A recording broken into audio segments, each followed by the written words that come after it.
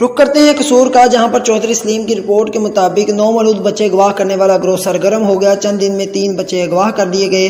कसूर के डिस्ट्रिक्ट अस्पताल की गायनी वार्ड से 1 दिन का बच्चा चंद दिन पहले गायब हुआ था और थाना इलाहाबाद को एक और 9 मौलूद बच्चे की अगवा की दरख्वास्त मौसूल हो गई।